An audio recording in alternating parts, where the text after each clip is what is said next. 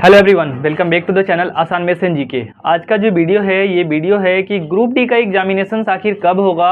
यहाँ पे NTPC under graduate का एग्जामिनेशन चल रहा है। आरआरबी एएलपी का जो आज लास्ट जो है साइको का पेपर है, चूँकि पेपर में गड़बड़ियाँ हुई थी, किसी का माउस बंद हो गया था, किसी का पेपर पहले सबमिट हो गया था, कई सेंटर पर यहाँ पे आपको रफ सीट भी दिए गए थे, तो बहुत ज़्यादा इस पर हंगामा होता है।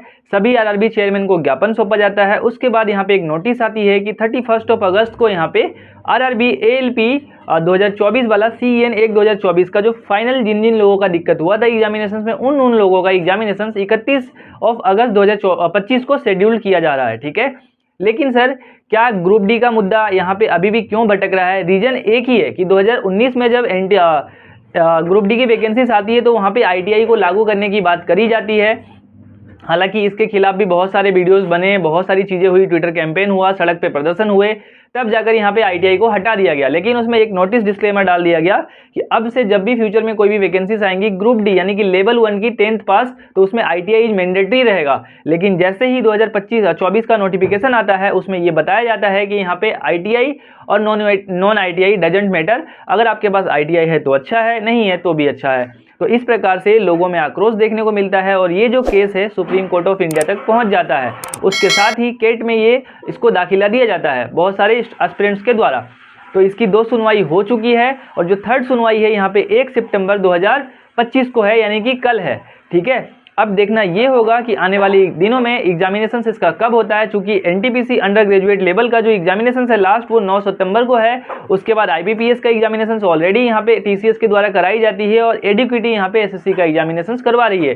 तो TCS के पास DSSB के कुछ एग्जामिनेशन बचे हुए हैं। उसके बाद NTPC CBT 2 का पेपर बचा हुआ है, अंडर ग्रेजुएट लेवल का CBT 2 का पेपर बचा हुआ है। तो हालांकि यहाँ पे क्या देखा गया कि 63 लाख लोगों का एग्जामिनेशन जो है यहाँ पे 25 से 30 दिन के अंदर यहाँ पे निपटा दिया गया था। ठीक है, उसी प्रकार से अगर हम ग्रुप डी की बात करें तो यहाँ पे लगभग 1 करोड़ फॉर्म भरे गए हैं, तो 80% भी अटेंडेंस अगर मानेंगे हम तो 80 लाख लोगों का एग्जामिनेशन होगा, जो कि यहाँ पे 34 से 35 दिन के अंदर कंप्लीट हो जाएगा। तो कहीं ना कहीं आपके पास जो टाइम बचा हुआ है यहाँ पे TCS के पास वो अक्टूबर और नवंबर का है। इसके बाद आपको तो फिर इंडिया क्या कहते हैं उसको 2025 वाली वैकेंसी को भी तो करवाना है। तो सबसे पहले आ जाएगा ALP, उसके बाद आ जाएगा टेक्नीशियन, उसके बाद अदर एग्जामिनेशन होंगे। तो कहीं ना कहीं ऐसा देखा जा रहा है इस जो भी सिनारियो बन रहा है एग्जामिनेशन का वो आपको अक्टूबर या नवंबर में देखने को मिलेगा। और जैसे ही यहाँ पे कोर्ट का वर्डिक्ट आएगा, और चांसेस है 99% चांसेस है कि एस्पिरेंट्स के हित में हो, लेकिन अगर ITA वालों ने फिर से केस फाइल कर दी तो ये फिर से वैकेंसीज अब रह जाएगा। ठीक है, पेंडिंग में। जैसे कि अभी SSC CGL का ऑलरेडी PIL डाला हुआ है सुप्रीम कोर्ट में, और यहाँ पे अभी जो स्टेनो का पेपर का आंसर किया था, रिजल्ट आया है, उसमें क्या देखने को मिल रहा है कि यहाँ पे GS में 50 में 50 नंबर आ रहे हैं। सर पेपर सेट हो चुका है, इसमें कोई भी दो मत नहीं है। बहुत ही जल्दी चीफ जस्टिस ऑफ इंडिया को बहुत सारे लोगों ने लेटर भेजा है, PMO ऑफिस में लेटर भेजा है। तो I am requesting to you guys, अगर आप SSC या रेलवे के एस्पिरेंट्स हैं तो डेफिनेटली आपको केंद्र सरकार का जो ध्यान है इस पर लाना चाहिए और यहाँ पे इस पर जाँच होनी चाहिए। ठीक है, और जो भी ग्रुप डी के यहाँ पे एस्पिरेंट्स है लगे रहिए। आपको जनरल साइंस अप लेवल का पढ़ना पड़ेगा। जो आपका ALP का लेवल है ना, उससे 4 टाइम बेटर आपको ग्रुप डी का पढ़ना पड़ेगा। ये एग्जामिनेशन सिर्फ ग्रुप डी का है, क्योंकि यहाँ पे सिंगल एग्जामिनेशन होता है।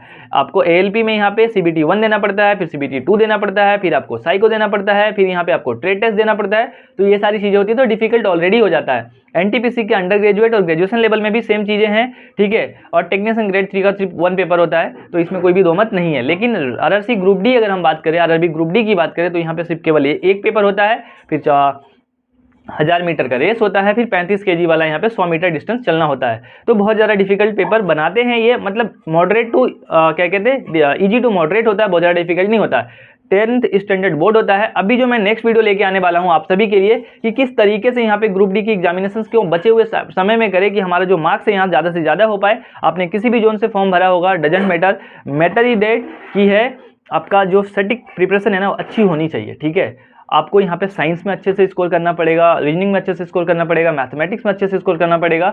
2019 में किन किन कारणों से लोगों का सिलेक्शन नहीं हुआ था उस पर भी बात करेंगे। इस वीडियो को मैक्सिमम लोगों तक पहुंचा दीजिएगा। चैनल पे नए हैं तो सब्सक्राइब कर लीजिएगा और बेल आइकन को प्रेस कर लीजिएगा। ठीक है, NCERT ओल्ड वर्सेस न्यू, ये आपको डाटा कहीं नहीं मिलेगा। पूरा का पूरा कंपाइलेशन में बताऊंगा कंपेयर करके कि ये रहा ओल्ड और ये रहा न्यू, और कहाँ से क्वेश्चन टेक्नीशियन में, RRB JEE में, NTPC में और बाकी की चीज़ों में पूछे गए हैं। ठीक है, कोई कमेंट है तो कमेंट बॉक्स में पूछ लीजिएगा। फिर भी आपको कुछ लगता है कि नहीं सजेशन देना है तो भी आप कमेंट बॉक्स में दे सकते हैं। Comment box is always open for you guys, और कंट्रोवर्सी में नहीं पढ़ना है, पढ़ाई करते रहना है, ठीक है। सारी चीज़ें होंगी लेकिन मैंडेटरी का है, पढ़ाई है, ठीक है। इस वीडियो को यहीं तक